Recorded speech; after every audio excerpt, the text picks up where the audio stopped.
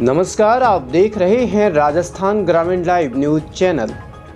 ग्राम पंचायत इटावा के सरपंच श्रीमान बजरंग लाल शर्मा से राजस्थान ग्रामीण लाइव न्यूज टीम ने पंचायत में अब तक हुए विकास कार्य और पंचायत क्षेत्र में आ रही समस्याओं को लेकर बातचीत करते हुए खास मुलाकात की।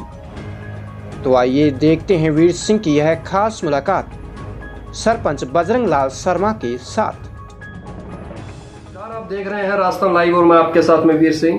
तो जैसे कि बात करें, जो इस टाइम मेरे साथ शख्सियत है वो किसी परिचय के मोहताज नहीं है। अपनी ग्राम पंचायत वासियों के लिए इस टाइम जो मेरे साथ वर्तमान सरपंच है ग्राम पंचायत इटावा के, वो मेरे साथ जुड़ चुके हैं। इनसे आज खास मुलाकात के अंदर बात करेंगे इनके पंचायत के क्या मुद्दे हैं, क्या मसले हैं और किन उद्देश्यों को लेकर चुनावी मैदान में आए थे और जो अपना जो चुनावी यात्रा को लेकर चल रहे हैं। राजनेताओं से बात कर रहे हैं, जनप्रतिनिधियों से बात चल रही है अपनी चुनाव संबंधित। आने वाली लोकसभा के चुनाव की चुनावी सरगर्मियां भी काफी तेज हैं।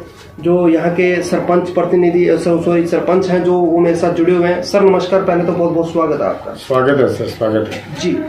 तो जैसे कि बात करें, जो बजरंग लाल जी शर्मा है काफी समय से राजनीति से ताल्लुक रखते हैं, काफी समय से जुड़े हुए हैं।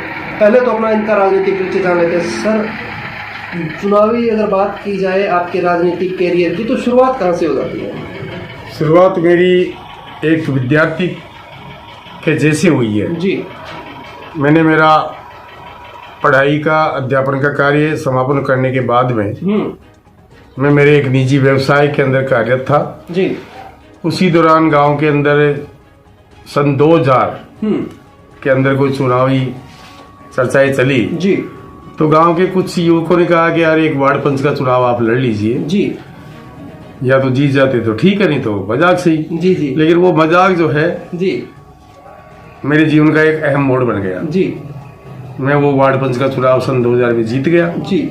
जीतने के बाद में चूंकि मैं पढ़ा लिखा था जी, तो मैंने पंचायत राज के नियमों को सीखते सीखते एक पंचायत राज के कर्मचारी अधिकारियों से जनता की जो भी अपेक्षाएं रहती है वो जी। समझना, उनके काम करवाना। जी। तो करते करते एक मैंने वो वार्ड पंच का कार्यकाल करते करते थोड़ी जानकारियां बढ़ गई। कुछ लोगों ने भी समझ लिया मेरे को, मैंने लोगों को समझ लिया। जी। फिर 2000 के बाद में फिर एक चुनाव आया तो उसमें फिर एक वार्ड पंच का ही चुनाव लड़ा। तो उसमें मेरे को जैसे दूसरी कक्षा में जाता है बच्चा, वैसे मेरे को उप सरपंच बना दिया जनता ने। जी। तो फिर उप सरपंच बन गया। जी। उप सरपंच बन गया, फिर चुनाव आया तो फिर जनता ने मेरे को थोड़ा और गहराई से समझ लिया कि ये सेवाभावी लड़का है। जी। तो उन्होंने मेरे को सरपंच प्रतिनिधि बनाया। जी। फिर बाद में सेवा करते करते जो है सरपंच प्रतिनिधि से आज मैं जैसे BA MA नहीं कर लेता है बच्चा, वैसे मैं आज वेल अप टू डेट पुरुष के रूप में स्वयं सरपंच बनाऊंगा। कहने का मतलब ग्रेजुएट पूरी होगी आपकी।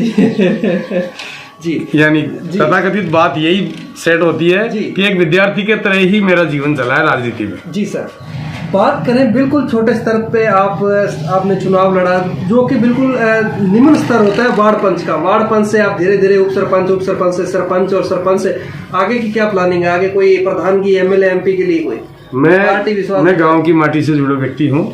मुझे जितना आनंद गांव की सेवा करने में आता है, जितना मेरा गांव के प्रति जो लगाव है, मेरे गांव की मिट्टी के प्रति, कि मुझे मेरे ग्राम पंचायत इटावा के जो 2 रेवेन्यू गांव हैं, कंवरपरा और इटावा, इनको मैं बहुत अच्छा बनाना चाहता हूँ, बहुत अच्छा बनाना चाहता हूँ। और मैंने उस सपने को करीब करीब साकार भी कर लिया है। गांव के जितने भी ढांचागत निर्माण ग्राम पंचायत में होने चाहिए वो मैंने करीब करीब करवा रहा हूँ और वो समापन की ओर है। कुछ से गाँव के जो एक आध काम बचे हुए हैं वो भी मेरी मंशा है कि मैं उसको पूरे करूंगा ताकि मेरा गांव एक सुंदर गांव बने, एक मॉडल गांव बने। इस वजह से मैं क्या है कि ऊपर के चुनाव न लड़ करके मैं ग्राम स्तर का चुनाव लड़ करके गांव को अच्छी तरह से बनाना, क्या पूरा जो सपना है मेरा वो मैं पूरा कर रहा हूँ। और जनता भी मेरी जानती है कि ये सरपंच है, इसी ने सारी ये जितने भी संसाधन है ग्राम पंचायत में जितनी रोडें बनी है वो सारी मैंने बनवाई है। टोटल रोडें, चाहे वो CC सड़क हो, चाहे वो ब्लॉक सड़क हो, चाहे वो डामर सड़कें हो। पहले कभी डामर सड़कें नहीं होती थी मेरी पंचायत में, कभी सड़कें नहीं होती थी। गांव के अंदर कीचड़, गंदगी, खड्डे ऐसे ही रहते थे। साफ सफाई करना हो, विद्यालय को क्रमोन्नत करवाना हो, स्वास्थ्य की दृष्टि से हमारे उपकेंद्र को सुसज्जित और साफ सुथरा बनाना हो, उनके लिए हमें स्वास्थ्य भवन बनाना हो, जी। हमें ग्राम पंचायत के अंदर जो शमशान भूमियां हैं उनको विकसित करने का कार्य हो, जी। आज उनके सारे कार्य जन सहभागिता से भी हैं, पंचायत राज से भी हैं और हमारे जनप्रतिनिधियों के सहयोग से भी हैं, सभी से वो सारे कार्य आज धरातल पर हैं। जी। हमने जब यहाँ पे गांव के अंदर जो गोधन होता है वो बहुत बड़ा प्रताड़ित गोधन था, गाय जिसको बोलते हैं, किसान भी प्रताड़ित था। उसके लिए मैंने चुन चुन करके लोगों का सहयोग ले लेकर के कच्चा बाड़ा बनाते हुए गौशाला बनाई। आज वो 1 करोड़ की गौशाला स्थापित है, वो संचालित है। क्या बात है। उसका रजिस्ट्रेशन भी करवा दिया है। उसका राष्ट्रीय जीव जंतु कल्याण बोर्ड के अंदर भी रजिस्ट्रेशन मैंने करवा दिया है। उससे आज उसको सारी एड मिलती है। आज अच्छी हमारी गायें जो है वहाँ उसके अंदर रहती है, आनंद से रहती है। हम भी खुश हैं, गायें भी खुश हैं, हमारे गाँव के लोग भी खुश हैं। क्या बात है। इसे कहते हैं कि भामाशाह के रूप में भी उभर के सामने आना, और समाज सेवा कहते हैं कि एक पद पे रहते हुए और एक पद पे ना रहते हुए भी समाज सेवा के रूप में काम करना। जिस तरह से मैंने बताया कि गौओं के लिए भी हमने प्रयास किया। तो मैं फिर आना चाहूंगा लोकसभा के चुनाव पे। सर, आपने देखा होगा चुनावी सरगर्मियां काफी तेज, राजनेता भी ऑफ रिकॉर्ड दौरे कर रहे हैं, हर जगह जनप्रतिनिधि भी संपर्क साध रहे हैं। कहीं ना कहीं मैं आपसे भी जानना चाहूँगा, आप भी कभी कभार गांव के लोगों के बीच में रहते हैं, धरातल से जुड़े हुए हैं, तो बातें चलती हैं ग्राम पंचायत के अंदर, पीपल गट्टों पे कहीं ना कहीं लोग बैठे होते हैं, वो बातें करते हैं कि कौन सी पार्टी का पलड़ा भारी है। क्या लग रहा है, आप अपने तरफ से अगर बात करें, एक सरपंच पद को साइड में रखते हुए ग्रामीण के एक भामाशाह के रूप में या समाज सेवी के रूप में क्या कहना चाहोगे, कौन सी पार्टी का पलड़ा भारी है जयपुर ग्रामीण में? देखिए, जो लोकसभा के चुनाव अभी सामने आ रहे हैं, शायद उनकी घोषणा भी आज हो जाएगी जी। उसको देखते हुए चुनावी सरगर्मियां अभी तेज हो रही है, धीरे धीरे चर्चाएं भी चल रही हैं कि जैसे हमारा जो ग्रामीण, जयपुर ग्रामीण की जो संसदीय क्षेत्र है उसमें कौन प्रत्याशी होंगे। अभी दौड़ में तो बहुत है जी। जैसे कि सुनने में आया है कि कुछ युवा भी इस दौड़ में हैं दोनों पार्टियों से जी। और कुछ जो वरिष्ठ नेता हैं वो भी दौड़ में हैं। वो उनके व्यक्तित्व के हिसाब से होगा, लेकिन जो राष्ट्रीय लेवल पे पार्टी स्तर की बात है वो उसमें कांग्रेस भी एक परंपरागत पुरानी पार्टी है, उससे भी कोई अच्छा एक प्रतिनिधि आ सकता है। इसके अलावा जो अभी जो विजन है देश के प्रति, भाजपा का जो भारतीय जनता पार्टी है वो एक अपना देश ही नहीं विदेश में भी एक अमिट छाप अपने भारत की रखी है। तो ऐसे लोग चर्चा करते हैं कि एक बार पुनः मोदी जी के सानिध्य में अगर देश की बागडोर संभलाई जाती है तो देश का जो विजन है, देश का जो आगे बढ़ाने का जो सपना है वो साकार हो, ऐसी चर्चाएं भी की जाती है। बाकी तो चुनाव अभी दंगल शुरू हो रहा है, उसमें क्या किसकी पलड़ा भारी होता है वो चुनाव के दौरान देखा जाएगा।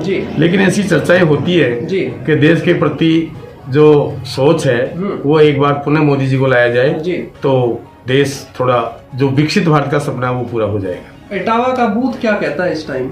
इटावा का बूथ अभी तो बीजेपी के लिए पूर्णतः समर्थित है जी। अभी तक तो के बिसात बिछी नहीं है, परंतु अभी जो चर्चाएं का दौर चल रहा है उसमें बीजेपी ही इसके अंदर ज्यादा प्रभावी रूप से प्रदर्शन करने के आतुर है। जी सर, जैसे कि सरपंच साहब ने विचार बताए, पार्टी के बारे में भी इन्होंने रखा, बाकी जनता जनार्दन है जो आज देख रहे हैं, आप सब चाहेंगे वो होगा, जनता जनार्दन के हाथ में सब कुछ फैसला है। आने वाले लोकतंत्र का त्योहार भी आ रहा है, लोकसभा चुनाव। अपनी जनता को, अपने ग्राम वासियों को क्या संदेश देना चाहते हो हमारे चैनल के माध्यम से, आने वाले चुनाव की जो तारीख निर्धारित होगी उस पर वोटिंग के लिए? मैं मेरी ग्राम पंचायत की जनता को यही संदेश देना चाहूंगा कि चुनाव का जो त्योहार है उसको बड़ी हंसी खुशी के साथ में, बिना किसी भेदभाव के, बिना किसी जात पात के, निष्पक्ष और निडर होकर के मतदान करना चाहिए और मतदान देश हित में करना चाहिए जी।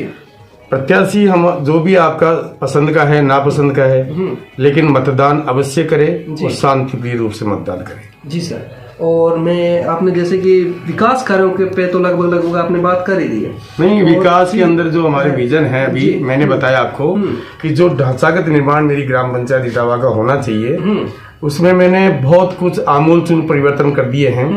कि ग्राम पंचायत का जो पानी की बड़ी विकट समस्या थी हमारे यहाँ ग्राम के दोनों गांवों के अंदर जैसे रिश्ते नाते भी नहीं होते थे कि यार उस गांव में पानी नहीं है, उस गांव के अंदर पीने का पानी नहीं है मीठा, तो वहाँ बच्ची परेशान होगी, ऐसी ऐसी बातें होती थी। आज मैंने उस भ्रांति को तोड़ दिया है। क्या बात है। आज मैंने मेरी पंचायत के जो दोनों रेवेन्यू विलेज हैं उसके अंदर जल जीवन मिशन योजना प्लस ग्राम पंचायत की योजना प्लस उसके अंदर जन सहयोग पीपी मोड प्लस मैंने जो है इसके अंदर ये आपके जो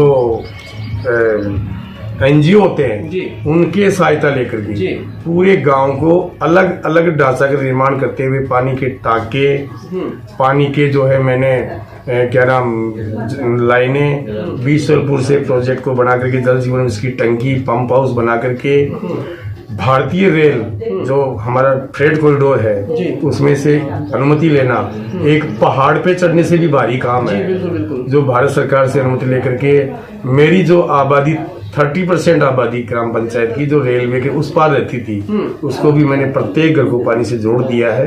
आज मेरा गांव खुशहाल है, पानी के प्रति बहुत अच्छे हैं। आज बहुत वातावरण प्रेम सौहार्द और भाईचारा भी बन गया है। मेरे ग्राम का जो जीवन है वो एक उन्नत हो गया है गांव के लोगों का, तो वो बहुत अच्छा मेरे लिए भी संतुष्टि है, गांव के लोगों के लिए। इसके अलावा मैंने ग्राम पंचायत में पंचायत भवन नहीं था, वो अभी अभी मैंने इस नई सरकार के अंदर एक आदर्श ग्राम पंचायत का भवन स्वीकृत कराया है जिसका कार्य प्रगति पर है। साथ ही हमारा रेवेन्यू विलेज ग्राम कंवरपुरा में आंगनबाड़ी का भवन नहीं था, वो भी मैंने स्वीकृत करा दिया है, उसका भी कार्य प्रगति पर है। साथ ही रोड वगैरह सारे काम गांव के अंदर जो रोशनी व्यवस्था है स्ट्रीट लाइट वो भी मैंने स्वीकृत करा दी है, उसका भी कार्य प्रगति पर है। तमाम ऐसे कार्य हैं जो मैंने पूरे करने के कगार पे हैं और मेरा जो गांव के प्रति विजन है वो करीब करीब में पूरा करने में प्रयासरत हूं। जी सर, लोकतंत्र के त्योहार पे बात कर ली। अब आने वाले आगामी त्योहार है जो रंगों का त्योहार, जो होली का त्योहार है, तो उस पे अपनी जनता को, अपने देशवासियों को, विधानसभा वासियों को, लोकसभा वासियों को क्या संदेश देना चाहोगे सरपंच होने का? सही कह रहे हैं आपने, होली का त्योहार भी एक रंगों का त्योहार है और उसके अंदर जो है एक बहुत बड़ी खुशी और उमंग जो हर जनमानस में होती है, तो वो खुशी और उमंग मुझे तो अभी से है क्योंकि मैंने दोनों गांवों के अंदर अभी जो है पूरे गांव की साफ सफाई करवा दी है कि हमारे नौजवान लड़के महिला पुरुष जो होली खेलते हैं उनको किसी प्रकार की परेशानी नहीं हो, तो गांव को साफ सुथरा करके सफाई कर्मचारी लगा करके पूरा नीट एंड क्लीन कर दिया है। साथ ही मैं गाँव के लोगों को ये अपेक्षा भी करता हूँ और उनको ये भी कहना चाहता हूँ कि जिस प्रकार से मैं लगा रहता हूँ सफाई में, वैसे सफाई का ध्यान रखें, पानी की भी बचत करें और रंगों के त्योहार को रंगों से खेले, प्रेम सौहार्द और भाईचारा से खेले और अपने गांव की गरिमा को बनाए रखें। जी, आज की खास मुलाकात बजरंग लाल जी के साथ, जैसे कि इन्होंने बताया कि पंचायत की समस्याओं के बारे में बातचीत की, लोकसभा के चुनाव के बारे में बात की। सर, आपने भी हमें 10 मिनट का समय दिया, आपका बहुत बहुत शुक्रिया। आपको खूब खूब धन्यवाद, आपके चैनल को भी खूब खूब धन्यवाद। इसी प्रकार से निरंतर आप ग्रामीण जीवन के चिंतन करते रहें तो आपका चैनल बेहतर और बेहतर बना रहे, ऐसी हम मैं शुभकामनाएं देता हूँ। जी, बहुत बहुत शुक्रिया सर। जय हिंद, जय भारत। जय हिंद।